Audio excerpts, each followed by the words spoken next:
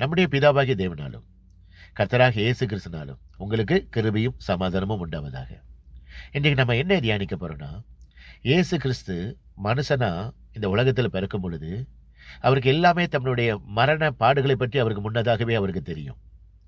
நம்ம சிலுவையில் அறைய போறோங்கிறது அவருக்கு தெரியும். 3ஆம் நாளில் உயிரோட நம்ம எழும்ப போறோங்கிறது அவருக்கு தெரியும். என்னதான் தெரிந்தாலும் அவருக்கு மரண பயம் திகில் அவர்கிட்ட நெருங்கும் பொழுது அவர் எடுத்துக்கொண்ட ஒரே ஆயுதம் பிதாவானவரை நோக்கி ஜெபம். இதை குறித்து தான் வேத வசனத்தின் அடிப்படையில் இன்றைக்கு நான் உங்களோட தியானிக்க போறேன். சங்கீதக்காரன் அழகா சொல்லியிருக்கிறாப்புல, சங்கீதம் 23 மரண இருளின் பள்ளத்தாக்கிலே நடந்தாலும் நான் பொல்லாப்புக்கு பயப்படேன்.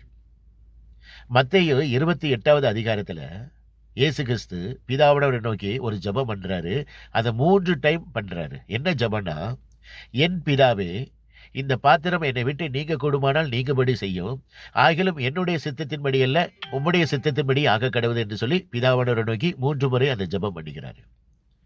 மத்தேயு 22வது அதிகாரத்துல தியானிச்சீங்கன்னா, இந்த சிச்சுவேஷன்ல இயேசு கிறிஸ்துக்கு ஒரு தூதன் வந்து இயேசு கிறிஸ்துவை பலப்படுத்துறாப்ல. இந்த ஜெபத்தின் மூலமாக இந்த இவர் பிதாவனுக்கு ஜெபம் பண்றால, இதுல இருந்து அவருடைய உருக்கத்தை நம்ம தெரிந்து கொள்ளலாம். இயேசு கிறிஸ்துக்கு அந்த தேவதூதன் வந்து பலப்படுத்துறாப்ல. அவர் ஊக்கத்தோடு வியாகுலப்பட்டு ஜெபிக்கிறாரு. அவருடைய வேர்வை துளி வந்து ரத்தமாக மண்ணில மண்ணில விழுது. அந்த அளவுக்கு ஊக்கத்தோடு ஜெபிக்கிறாரு. இயேசு கிறிஸ்து சிலுவையில் அறையதுக்கு முன்பாகவே தம்முடைய சீசர்களுக்கு தம்முடைய மரணத்தை பற்றியும் தம்முடைய உயிர்த்தெழுதலை பற்றி அவர் ஏற்கனவே சொல்லியிருக்கிறார். மாற்கு 9வது அதிகாரத்திலையும் மாற்கு 10வது அதிகாரத்திலையும் நீங்க பாத்தீங்கன்னா, மனுஷகுமாரன் மனுஷர் கையில் ஒப்பு கொடுக்கப்படுவார், அவர்கள் அவரை கொலை செய்வார்கள், அவர் 3ஆம் நாளில் உயிரோடு எழுந்திருப்பார், அவர்கள் மனுஷகுமாரன் மனுஷர் கையில் ஒப்பு கொடுக்கும்போது அவர்கள் வாரினால் அடிப்பார்கள், காரி துப்புவார்கள், பரியாசம் பண்ணுவார்கள். தன்னுடைய பாடுகளையும் பற்றியும் உயிர்த்தெழுதலை பற்றி ஏற்கனவே அவர் சொல்லியிருக்கிறார். இன்னைக்கு என்னன்னா, ஜெபம் நம்ம இன்னைக்கு நீங்களும் சரி நானும் சரி, குடும்பத்தில் ஏதாவது பிரச்சனைகள் வேலைகள் மத்தியில் பிரச்சனைக்கு பொழுது நம்ம ஜெபத்தை விட்டுறோம். ஜெபம் கண்டிப்பாக வேணும். ஜெபம் இருந்தால்தான் நம்ம சாத்தானை எதிர்கொள்ள முடியும். ஆனா இன்னைக்கு கிறிஸ்தவருக்குரிய சபல ஒரு ஒரு சாபக்கேடு என்னன்னா, ஜெபிக்காம வேற யார்கிட்டயாவது நம்மளுடைய விண்ணப்பத்தை சொல்லி எனக்காக ஜெபம் பண்ணுங்கன்னு சொல்லி சொல்றாங்க. அது சொல்றது தப்பு கிடையாது. ஆனா நீங்க ஜெபிக்கணும். இன்னைக்கு வந்து கிறிஸ்தவர்களுடைய சாபக்கேடு என்னன்னா, ஒரு ஊழியக்காரங்களை நோக்கி ஓடிக்கிட்டு இருக்கிறாங்க. ஊழியக்காரங்கிட்ட போய் கியூல நின்னு தலையை கொடுத்து எனக்காக ஜெபம் பண்ணுங்கன்னு சொல்றாங்க. நம்முடைய ஜெபத்திற்கு, நமக்கும் கடவுளுக்குள்ள ஜெபத்துக்கு எந்த ஒரு மீடியேட்டர் நமக்கு தேவையில்லை. ஷேர் பண்றது தப்பு கிடையாது. ஆனா அந்த ஜெபத்துக்கு இன்னைக்கு நிறைய ஜனங்கள் முக்கியத்துவம் கொடுக்குறாங்க. ஃபேஸ்புக்கு, வாட்ஸ்அப்பு, ஒரு வாட்ஸ்அப் குரூப்ல போயிட்டு இதுக்காக எனக்கு ஜெபம் பண்ணுங்கன்னு சொல்றாங்க. அது தப்பு கிடையாது. ஆனா நீங்க முழங்காலையில் நின்றுட்டு ஜெபிக்கணும். நமக்கு பசினா நம்ம சாப்பிட்டாதான் நம்மளுடைய வயிறு பசி போகும். நம்மளுடைய பசிக்காக மற்றவங்க சாப்பிட்டா நம்மளுடைய பசி போகாது. நமக்கு தேவைன்னா நம்ம பிதாவானவரை நோக்கி ஜெபிக்கணும்.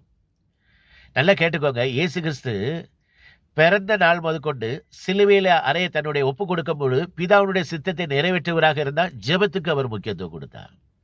இன்னைக்கு நீங்க என்னதான் காணிக்க கொடுத்தாலும் சாத்தான் அதை பத்தி கலங்க மாட்டான். நீங்க வாரந்தோறும் கோயிலுக்கு போறதுனால சாத்தான் கலங்க மாட்டான். நீங்க நற்கிரிகளை நன்மைகள் செய்கிறதுனால சாத்தான் கலங்க மாட்டான். சாத்தான் எதுக்கு தெரியுமா பயப்படுவான்? யாரும் முழங்கால் நின்றுட்டு ஜெபிக்கிறாங்களோ அதுக்கு சாத்தான் பயப்படுவான்.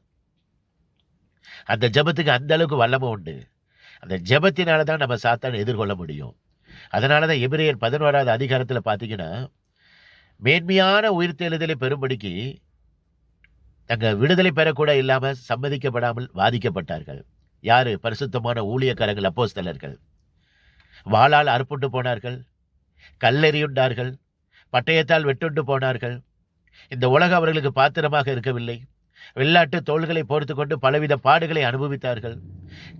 அடிகள், நிந்தைகள், காவலில் நின்று துன்பத்தை அனுபவித்தார்கள்.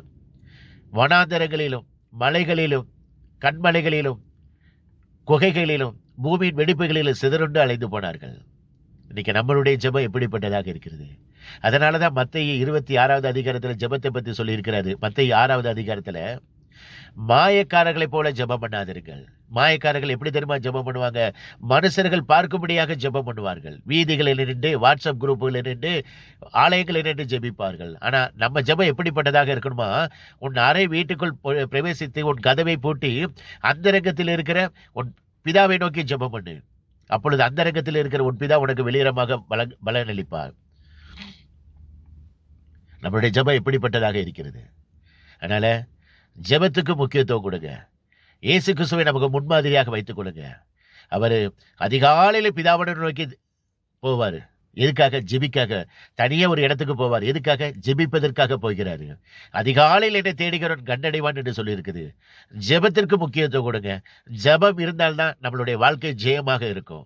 அதுக்கு அதை நல்லா தெரிந்து கொள்ளுங்க. கர்த்தர் உங்களை ஆசீர்வதிப்பாராக.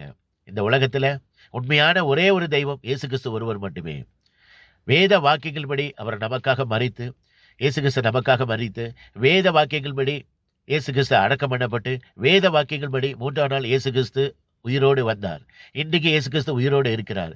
உங்கள் பாவத்தை விட்டு மனம் திரும்புங்கள். இயேசு கிறிஸ்து சீக்கிரத்தில் வரப்போகிறார். பரலோக ராஜ்யம் சமீபத்திருக்கிறது. கர்த்தருக்கே மகிமை உண்டாவதாக. ஆமென். அல்லேலூயா.